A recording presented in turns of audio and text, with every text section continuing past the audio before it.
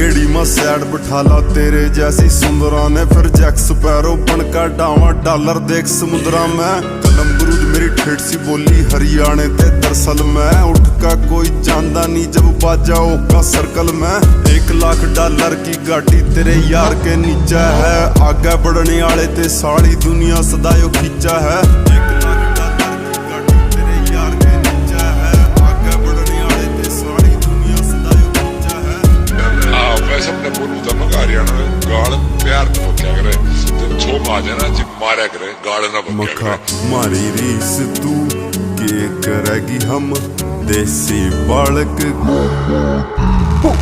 देसी बालक गामा के हम, देसी बालक गामा के।